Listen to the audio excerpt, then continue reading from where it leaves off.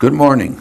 This is an interview of October 21st, 2017 of Henry Constantino for the Missouri Veterans History Project for the Library of Congress American Folklife Center. We're in St. Louis County, Missouri in a conference room provided by the courtesy of Dielman Solthe Realty Company in Clayton, Missouri. I am Carl Sherman. With me today are Dan Oliver as the logger and Don Siegel in charge of the videographer. We're going to interview Henry Constantino, who's a veteran of the United States Navy and retired as a Seaman First Class. First, Henry, thank you for being with us today. Would you mind saying and spelling your first name and tell us where you were born? Henry, Henry, Constantino, Constantino.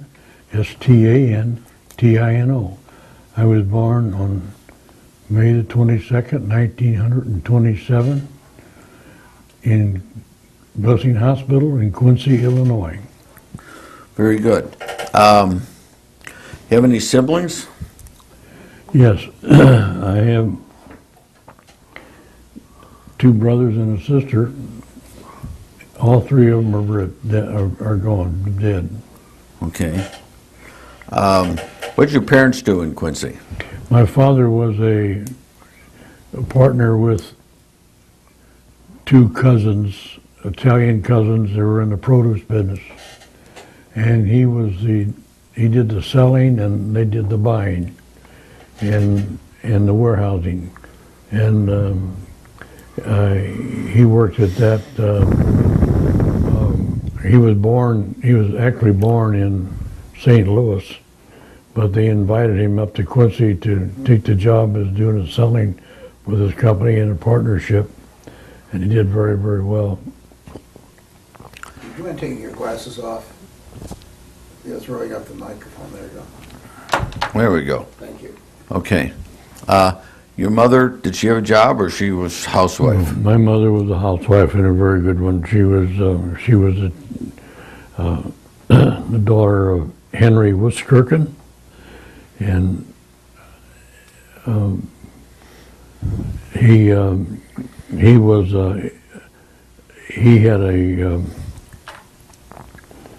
a big garage, and he had a delivery service. He had an automobile service. He had at one time when the President of the United States came to Quincy, I can't say for sure which one it was, but he had the big cars, and he was a chauffeur for the President when he came to Quincy. It was back in around 1912 to 13, wow. Something like that. Interesting. So you grew up in Quincy then? I grew up in Quincy. Went to St. John the Great School, and then Notre Dame High School, and then when I got out of the service, I went to Quincy College. Okay, but so you went right after high school. You went into service. Well, I enlisted before I got out of high school. Oh wow! Actually, I was in my senior year. But I knew I was going to be drafted in the Army, and I didn't want to go in the Army, so I enlisted in the Navy. So this was the early 40s then or so? Pardon me? This was the early 40s? This was 1945. 45, okay. Yeah, February 1945. Okay. Let's go back a little bit. In high school in Quincy, what were your favorite subjects? Anything you liked better than others? My favorite subject was football. I played football That's good. for 4 years at high school. That's great. And I got to tell you, we had a coach by the name of Pete Affrey, which is a wonderful man. And after we played Quincy High School, which was always a huge school compared to our little Notre Dame High School, they beat us 14-6, and he says, "We're going to get them next year." And by gosh, the following year we played Quincy High School, and we were the first team of Notre Dame that ever beat Quincy High School in football. And it was a real exciting experience for all of us. Did you play any other sports or your football? Well, I played basketball and I played baseball. Oh, you're a and three-letter man. And I played a lot of sports, and to be truthful with you, I have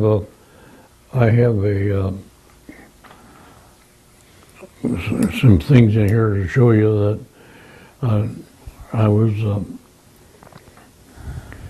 I played football for Quincy College, and we had a superb football team, and we won 8 straight games, and against some pretty good competition like Western and Macomb. I've had a wonderful experience with Western and Macomb. They broke my thumb before the half.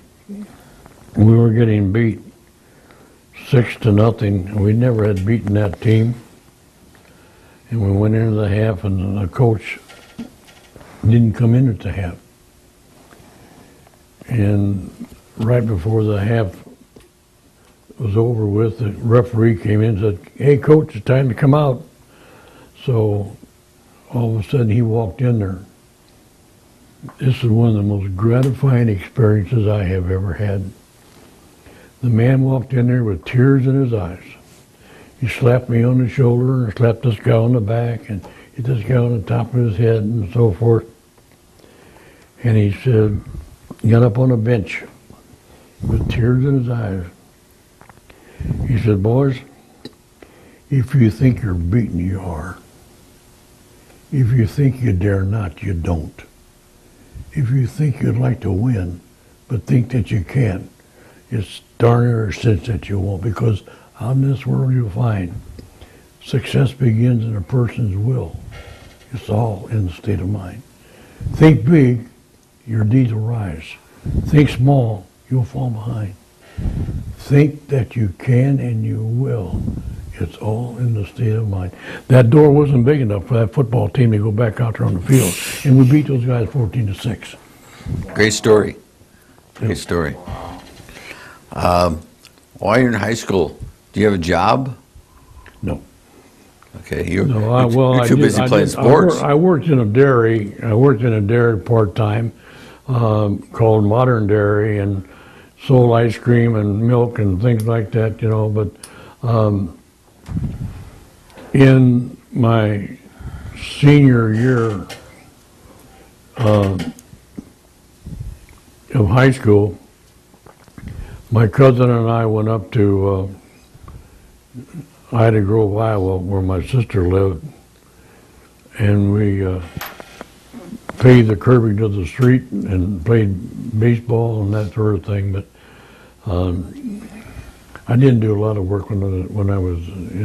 There wasn't much for us to do in those days. Good.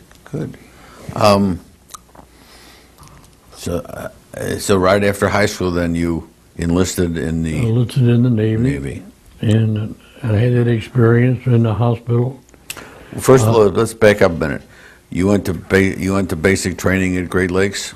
Basic training at Great Lakes Naval Training Center. Okay.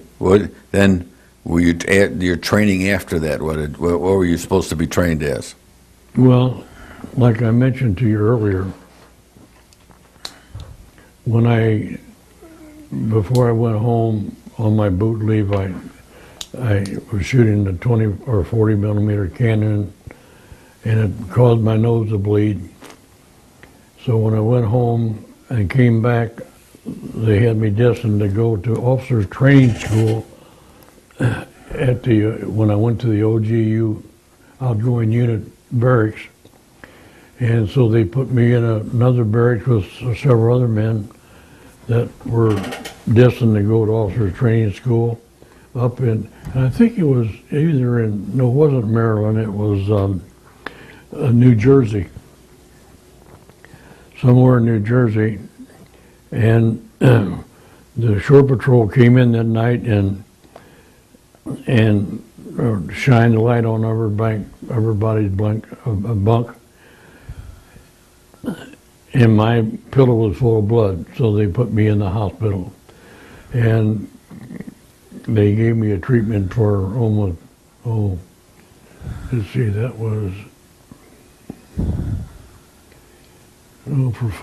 for about 5 months I was in that hospital, and they gave me a job to talk to and read to veterans that were hurt during the war and brought back to St. Louis to this hospital in Great Lakes. And so I read to these guys, and I played cards with them, and I did things like that with them. And in the meantime, they cauterized my nose about every 3 weeks, which was extremely painful. And they finally got my nose crusted so that it wouldn't bleed anymore. And that's when they turned me loose and the war was over. And so they put me to work as demobilizing officers that were being discharged. Okay. But you're all still at Great Lakes. The whole time. Okay. Then you were discharged from there? Discharged from Great Lakes, and right after that I went to school at Quincy College for 4 years, 1946 to 1950. And I got a bachelor's degree at Quincy College. I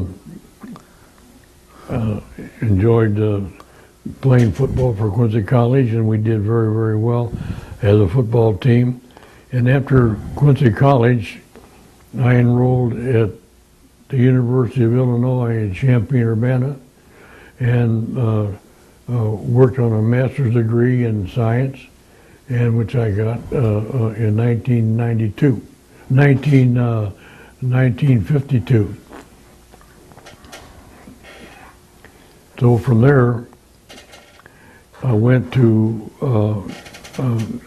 got a job back in my high school as a director of athletics, and took that job for a couple of years and quit and went to work in St. Louis for a company called Stamper, FM Stamper Company. And it was selling canned chicken and canned chicken broth. TV dinners they made too, didn't they, later? Pardon? TV dinners. Well, just a second. Okay. I thought I was going through Arkansas, and I saw this little company that had an item called chicken pie, frozen chicken pie. I said, well, we're in the chicken business. We can sell chicken pie. So I went back home to St. Louis and talked to the boss. I says, we got to make a chicken pie, a frozen chicken pie. And the guy said, well, I said, we might be able to do that. At that time, that company was doing an annual business of $6 million. That's what their sales were, $6 million. We got started with the chicken pie. We called it Banquet. Okay. And we made a turkey pie, and then a beef pie, and then a chicken dinner, and a turkey dinner. We were the first company to make fried chicken frozen. And I stayed with that company for 11 years. They made me vice president and director of sales and marketing. And I had 2 salesmen. And we built that company from $6 million in 1954 to $310 million in 1965. Wow. It was amazing. But we had our products every place, and we had a long list of things that we got into one night after the other. After that, I had 2 boys that were grown, or getting to be grown. They were in high school, and they needed a dad. So I decided to quit Banquet and go into my own business. I went into the food brokerage business. And I started out with Spice Islands and a couple of little items, and I did some things that were really smart. put a program together called Makes a Lot of Sense. And I took 10 items that I was selling, and I had a newspaper ad of those 10 items showing each one of those items. And so it makes a lot of sense, and there was a coupon on each item. Well, that program got so much publicity in trade journals clear across the United States that manufacturers were coming to me like out of just one right after the other. Well, having no business in 1965, I sold my company in 1983, and I sold it for $3 million. And we were doing $35 million in annual sales in those 18 years. And I sold the company and got into a lot of different other things. Wow. Who were some of your customers? Pardon me? Who were some of your customers? Oh, customers were Kroger and Schnucks and IGA, Wetterall, National Food Stores, A&P, you know. Where'd you manufacture at? In St. Louis? Pardon me? Yes.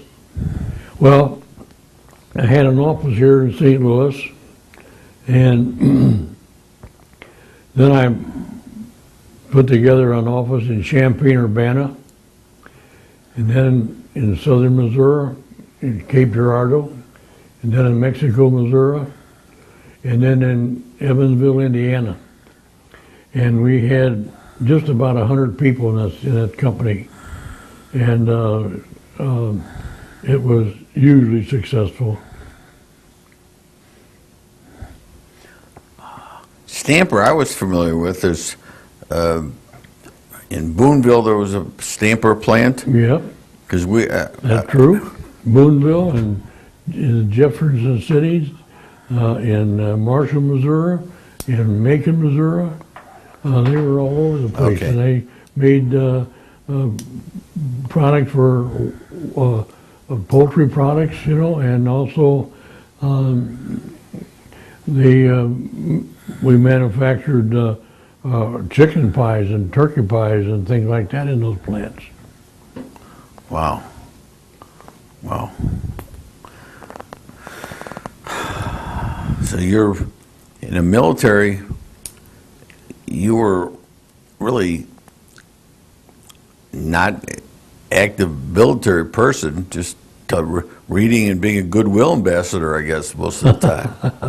Well, I wish I could have done more. My cousin Pat and I went into the service together, and when I left Pat to go to the hospital, Pat went to the West Coast and then went all over the South Pacific, and he was lucky. I wanted to do that, but I wasn't able to, and because of my damn nose bleeding all the time.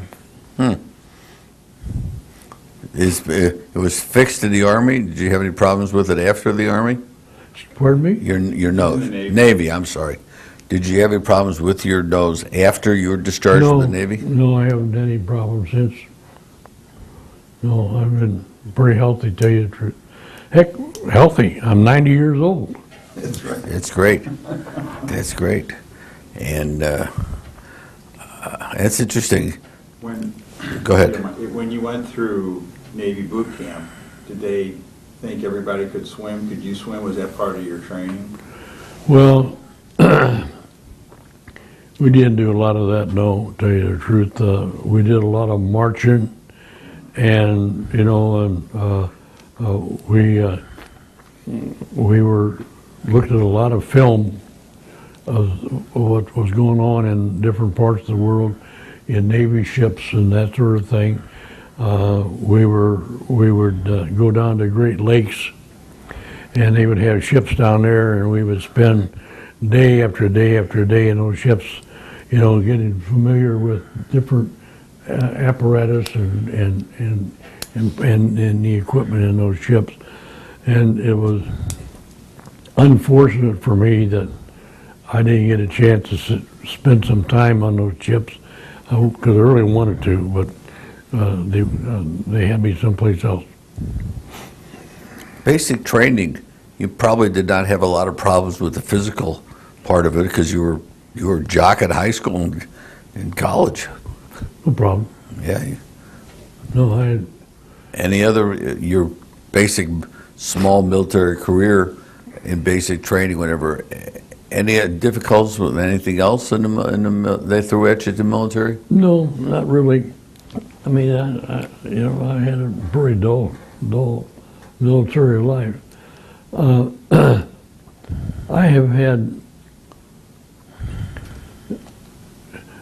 I'm really a very creative person to begin with. Not to pat myself on the back or anything, but I started so many things. I put together. My son is one of my sons is a director of pediatric psychiatry for Washington University, Wow. and he got me interested in autism. And so I put together a company of autism to get youngsters that are out of high school, to get them jobs that they could work in and survive in a business world as well as in the world that they were already in. And that worked out pretty good for a while. And then I got in an accident, an automobile accident, and it precluded me from doing any further driving. I can't drive anymore. My eyes are gone. You guys are, this room is foggy. It's like nothing is clear. And my hearing is not as good as it ought to be either. And then I have what they call peripheral neuropathy, which is my feet are absolutely numb. And then I had an operation on my shoulder, and the doctor, when he sent me home, my wife said, "Let me take a look at that incision." And I took off my shirt. My undershirt was green, and it was full of poison, So they sent me back to the hospital, and they scraped all that poison out of my shoulder. But what they did, they interrupted my brachial plexus, which is the nerves that go to your hands. And my hand is totally numb. I can't, I can pick something. I can pick something up. I can hold something, but when I wrote my name before, I had to write it very, very slow, because if I didn't, it would be all over the page. So, but I really had an interesting life. I brought some pictures. I thought you guys might want to see. Yeah, I'd love to see that. Sure. There was one thing I was going to ask before we get into the pictures.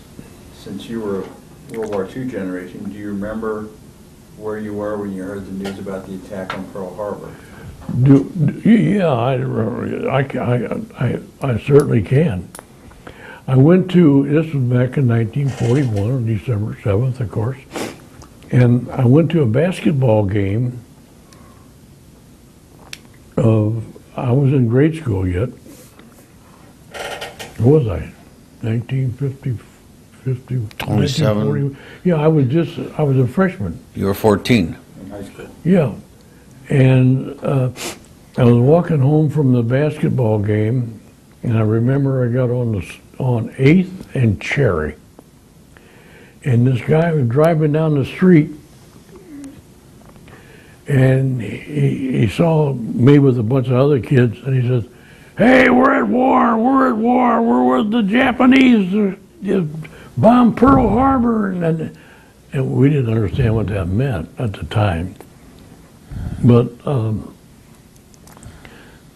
when I got home, and of course there was no television, but there was radio, and Roosevelt was making a speech, and other ones were, making comments about what we had to look forward to, where they absolutely ruined some of our equipment, like our ships and airplanes and so forth. And it was really doubtful to all of us. What kind of survival would we all have if this continued to go on the way it did? Would they come over here and bomb us? I mean, that's something you would never think about, as a kid. Sure.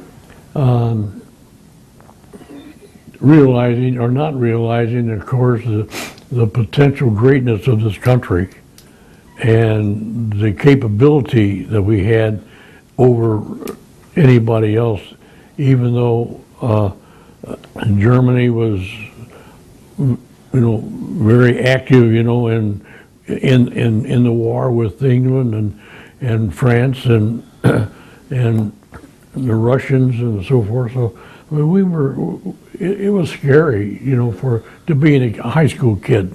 It had to be. And I can just imagine some of these high school kids today, what they're going through, they seeing all the things that are happening with the guys making so much trouble. And I mean, it's just ridiculous. But Was your family and other families, were you on rations, for when you were growing up after the war? Was meat rationed and certain things rationed? Oh, well, of course, my dad was in the food business, and we always had pretty much food, particularly produce and fruit products, and every once in a while he would make a trade with somebody. It was in a non-competitive business, but something like, hamburger and beef steaks and pork chops and things like that, So we ate pretty well during the war, mainly because he was in the food business, and he was too old to be called up, so he didn't have to go. Although he was in World War I. Interesting. He and his brother. Even though you had a short military experience, it left something on you in your life. How do you think you benefited by it, or what lessons did you learn? Indeed, I did, because I would say it's unfortunate that more kids don't have a military experience, because you were trained, to be on time. You were trained, to pick up after yourself. You were trained, to be good to other people, and you were trained to listen. You were trained to understand things. It was an incredible experience for me, because when I was in the service, in the hospital, and seeing these guys without legs and without arms and with parts of their face shot off and just laying there, going nowhere, and in my mind at that time, they weren't ever going to go anywhere, and so I learned a lot that way, and I think, it's unfortunate, that kids today have no respect for life, for what life can do for you if you want, if you want to do the right things, and what life can do for you if you want to do the wrong things. And but it was a good experience for me. It really was. Interesting. What do you do nowadays? Pardon me? Now, what do you do nowadays? You sold the businesses, I assume. Well, I sold my businesses, but I've done so many other things. Let me show you guys something. Okay. I got an outline of The hell?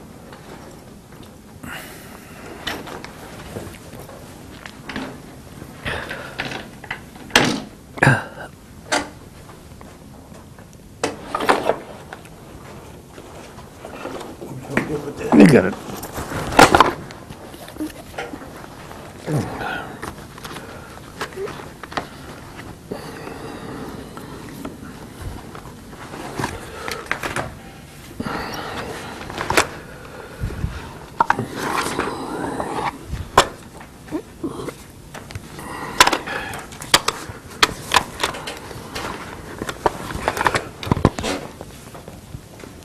Well, I'm gonna pass that around. Okay. Hold it up to the camera.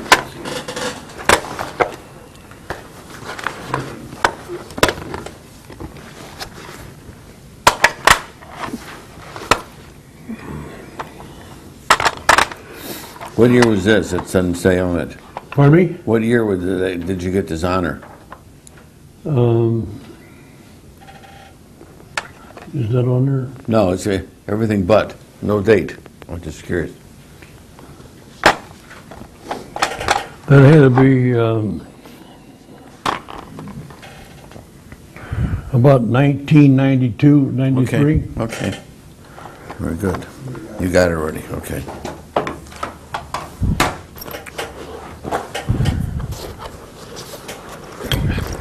Here's a project I worked on.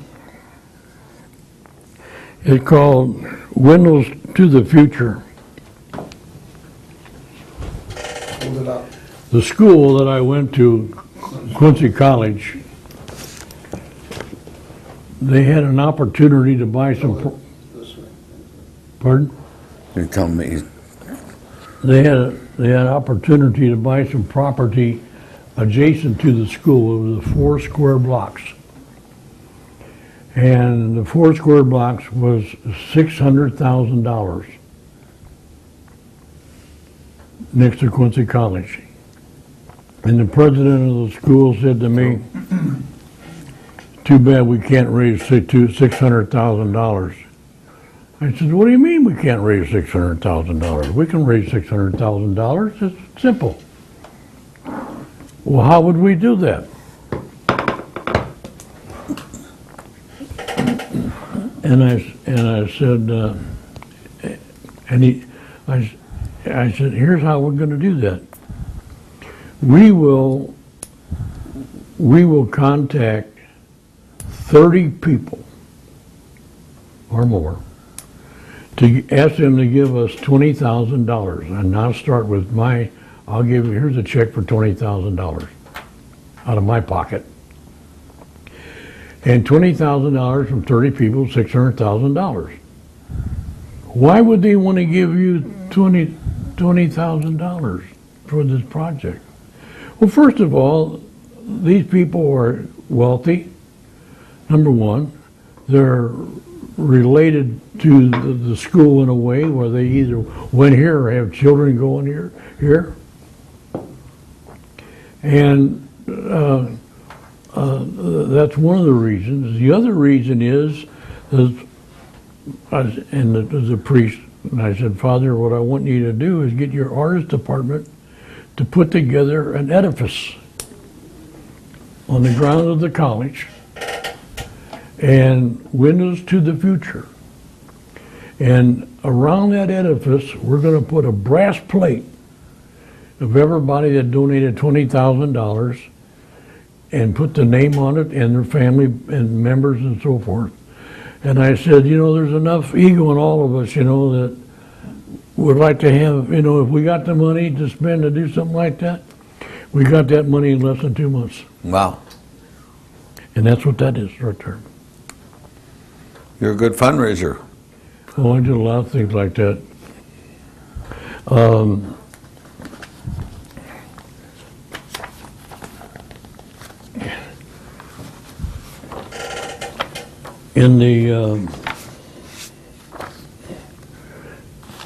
Here's something that might interest you guys.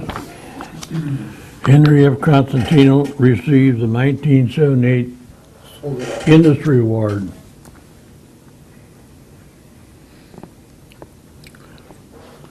Contributions to the food industry to the St. Louis National Food Brokers Association and Retail Food. Here is a recap,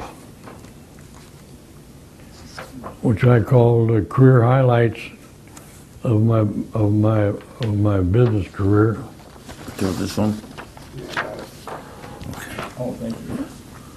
You did a lot of, were you involved with the Variety Club then every year? A what? Variety Club every year?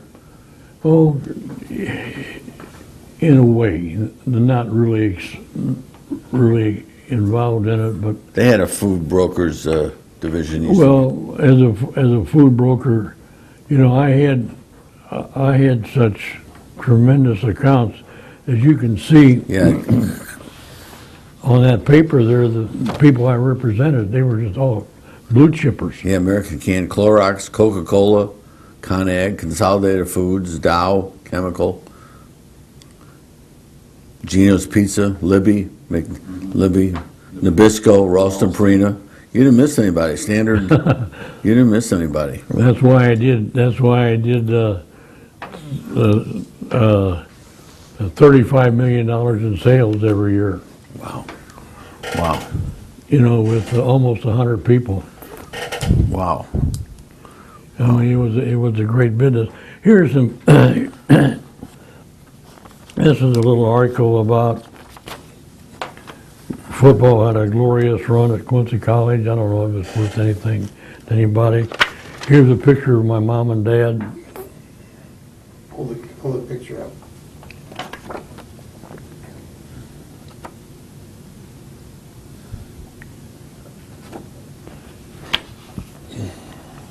Pull the article up. Here's a picture of my wife's family. I mean, that's such a nice family. They're just some great people. This is my wife right here. Okay. How did you meet your wife? It's a good question. She worked for me. Yeah.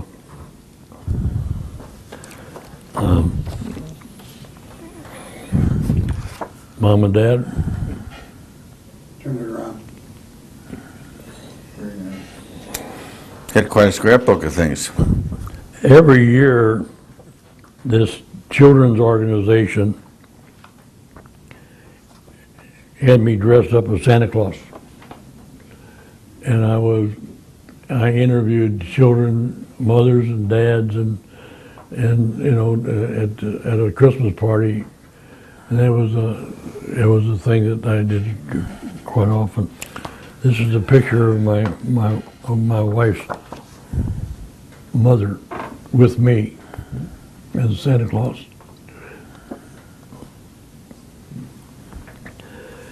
This is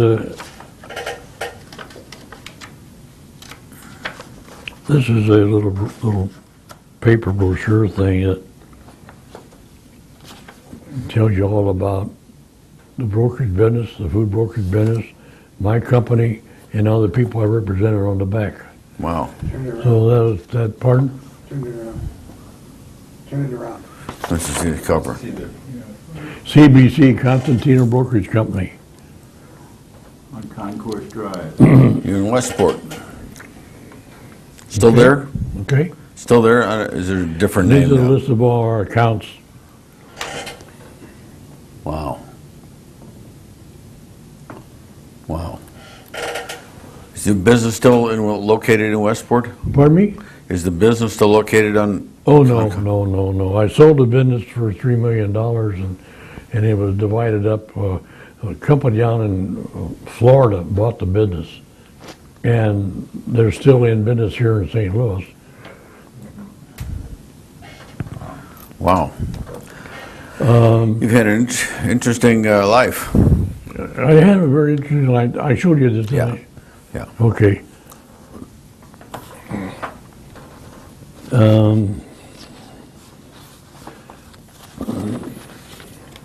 After 8 in a row, this is our football team. Hold it still.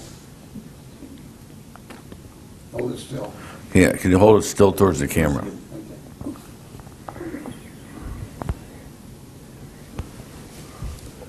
Okay? No. Huh? What number are you? 21. Write yourself out. He's right there. Yeah. Or is that 81? I couldn't- This this is a brochure about my company, and it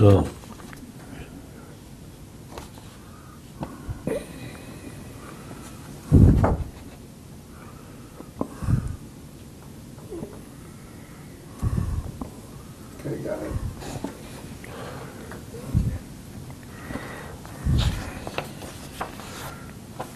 Do you miss that being, you miss not being active in the business? oh no, not really. You know, I had a superb experience. I did a lot of entertaining. Here's an opportunity. I did the cooking, and this was up in Canada, and we went hunting. I did a lot of hunting and fishing and that sort of thing. Got it? Yeah.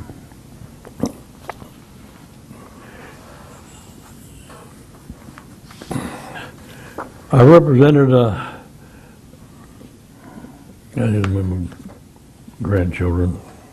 Hold it. Here they are again. You recognize that guy? Corky the Clown? No, that's Emmett Kelly. Emmett Emmett Kelly Kelly, Jr. wow. Emmett Kelly Jr., right. Right. And one of my companies brought him to St. Louis, and I had to take him all around, and we had a party at my house, and we gave him a drink, and he said, "I think I'll have one on the house." And he put it up on the roof. He was a character. Those are my two boys with them. Very neat. And this is the guy this is Macklin Skunas, and this is the guy that I was telling you about that, you know, that said that prayer to the boys. Oh, the football. And he got another job in South Dakota, and he and his wife were driving down the road, and they got hit by a truck, and they were killed. It was really a shame. Okay, I think we've, You saw this right. yeah.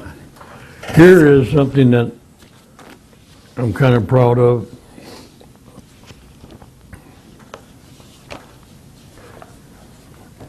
And AWA, Autism Works Enterprise, and that was getting these kids, these autistic children, jobs.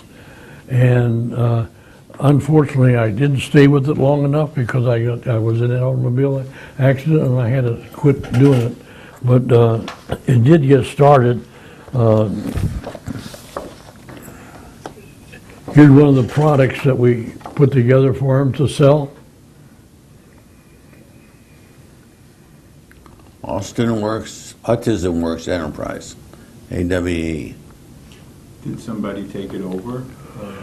My son tried to get people to take it over, but they just let it fall apart. It's a shame. It was such a good idea. You've been a busy guy. Well, I have been busy. I enjoyed doing the things that I did. I'm grateful for the opportunities that I had. There are other things that, let's see if I got anything else in here.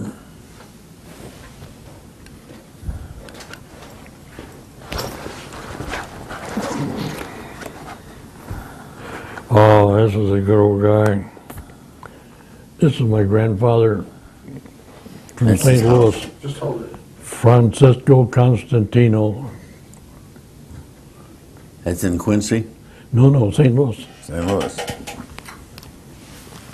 he married a lady from, well, she actually is Sicily, and she was 14 years old, and he was 15, and they came over on the boat, different boats, but they both landed in St. Louis, and they got together and got married, and she ended up blind. She was a wonderful woman, but she was a great person.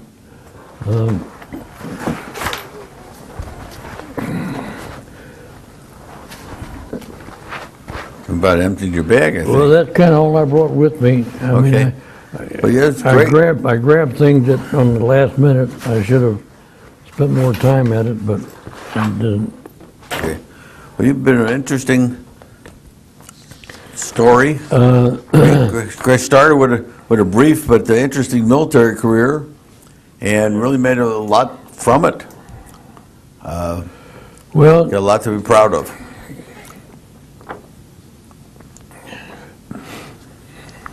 one of the things that I didn't tell you about was ConAgra. ConAgra is a huge company, and I represented them as a food broker. But after I left the food brokerage business, they said, you know, you had such good experience in dealing with people. And he said, we would like you to take on a job as a vice president of our company, and to work on an international circuit. I said, what? An international circuit? What do you mean by international circuit? Well, we first want you to go to South America. There are all kinds of businesses in South America, and capabilities of people in the meat business and people in the various garden varieties of quality products and so forth, produce, citrus, and things like that. And we want you to talk to those people and see if we can't get a better handle on the things that they do and the way they do things. Okay, I'll try that. So I first went to Brazil, and then I went to Argentina, and then I went from there to Chile, and I was going to go to I forget the name of it, a little bitty old place, but they wouldn't let me come in there. So I spent from, let's see, 1983 to 1989 doing this, 6 years. Wow. I went from South America, I went to Spain, Yugoslavia. I had a great experience in Yugoslavia. Italy, France, England, Holland. A great experience in Holland, all those things. But it was just, 6 years of wonderful work. And then Anheuser-Busch called me in 1989, they called me. They said, I wonder if you could get hold of the people at ConAgra and ask them if they would be interested in sponsoring the Anheuser-Busch Budweiser car in NASCAR. And Junior Johnson's car, number 11. And we'd like you to be the secondary sponsor of that car. So I got a hold of ConAgra, and because I was on their payroll. I mean, I was a consultant to them. And so they came down to St. Louis, and they met with the people from Anheuser-Busch and me, and we were on this big table, And this guy said, well, what do you say? Are you people interested in this project? And the vice president from Conagra got up and said, under one condition, that Hank Constantino runs it for us. So from 1989 to 1993, I was running NASCAR. Wow. I got in those cars myself, and I went around those cars 160 miles an hour. I got to tell you something. That was really a hell of an experience. And one time I drove one around the car, and my car caught on fire, and I had to go into to get it put on. But it was a great experience. And what I did, I had a company in Dallas, Texas, put together for me a commissary on wheels. The damnest thing you ever want to see.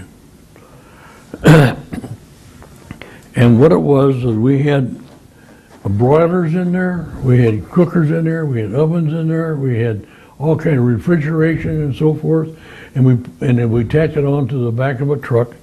And we also had a bus, an over-the-road luxury bus. And we had grass, I mean, you know, this, what do you call this grass?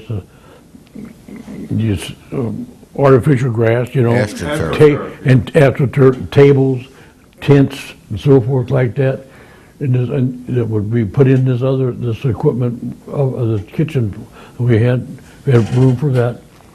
And we entertained all the head executives of these. For example, we go into Charlotte, North Carolina, the executives in the grocery business there. We go into Miami, the executive from the Miami people would come to this thing. And we would bring them to the race. And then I was able to get next to the people on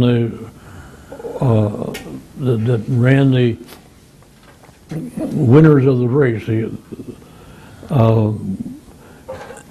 And I had our equipment put right next to the winner's circle. And so that when the race was over with, our guys could see everything was going to go on, okay? Wow. Well, I was in the bus with Junior Johnson, and two guys came up to the bus, and Junior said, oh, be careful, Hank.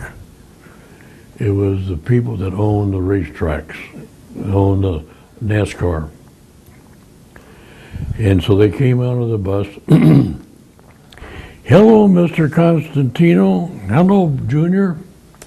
Gosh, Mr. Constantino, we're glad to see you. We're glad to meet with you. And, you know, we want you to take over NASCAR.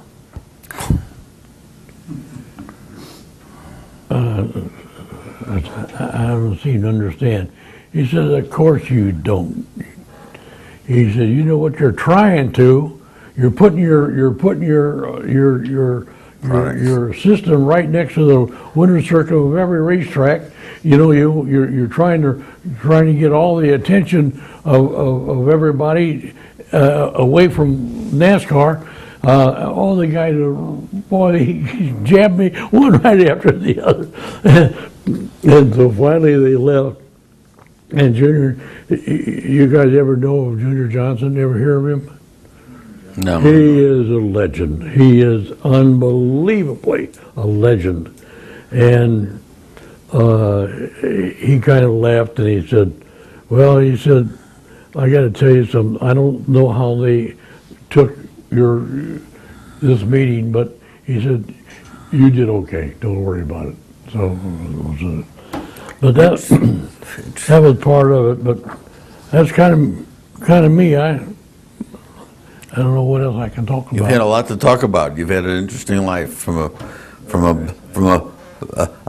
a minor injury. I'm not putting down your injury, but I mean, that a life thing, injury in the military, you grew a heck of a career. I have had a tremendous career. I had a couple of wonderful kids, and my first wife and I didn't get along too well, so we separated, and I'm married again, and the one I got right now is a wonderful person. Well, I saw a connection between, in a way, you took up after your father's business because he was in the produce food business, and then after school. Well, I worked for my dad quite a bit. On the side, he would have me go up to a place, to offer him some kind of a thing, an idea.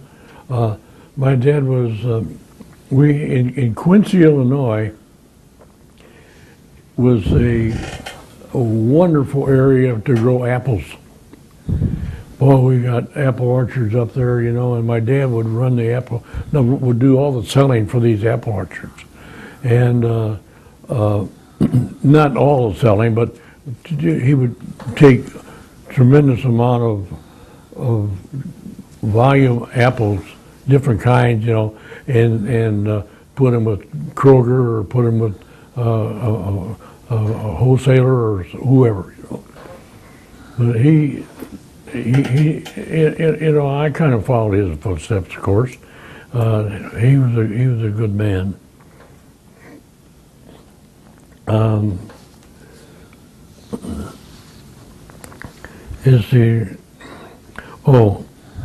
got to tell you one more thing. The St. Louis Eye Hospital.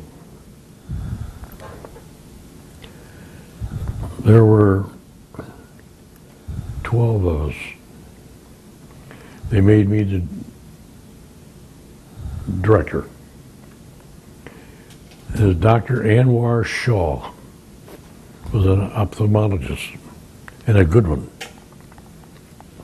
And he had the idea he went over to Switzerland, to Bern, Switzerland, where they had probably the most dramatic, most highly equipped medical center in the world. And he went through that thing. He spent a month out there. And he come back and he said, we want to build a hospital just like that. So the 12 of us, we got hold of, different people to help us here, there, the next place. And then we got the idea. I went out to California and sat down with Bob Hope and a group of people. And Bob Hope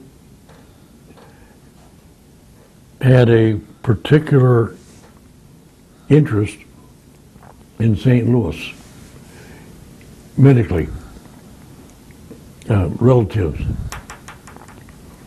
So, I don't know if it was relatives or at least friends or something like that. So we got Bob Hope to come to St. Louis, and our group got together with the Kiel Auditorium and sold tickets to see Bob Hope on the show. And I got out on the stage and I introduced Bob Hope, because I was a director, and I introduced Bob Hope to all those people in that audience. And we raised thousands of dollars that night for this eye hospital. And sure enough, in another than a couple of years, we had that hospital built. where's the hospital? It's on Grand? Anheuser-Busch Hospital in Grand and 44? No. It's right on. What's the hospital? What's the road that goes right into Highway 40? Clayton Road? Clayton. Is that Clayton Road? Yeah. Okay. Well, that's where the hospital is, right before Highway 40. That's where it is. Whoops.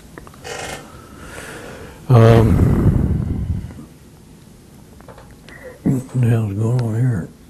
Oh, this, That's just a transformer for them.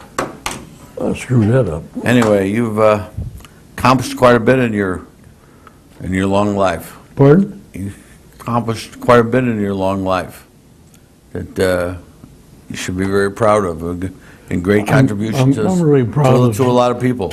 I'm proud of some of the things that I've done. Okay.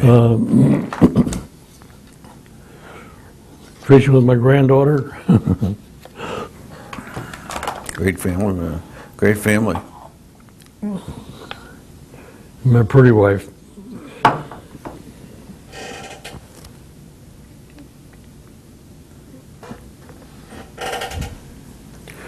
Well, that's about all I can show you guys. I don't know Well, anything else. you've covered a lot of bases. Henry, we appreciate your taking time and to hear your interesting story about your brief military career and what it led into.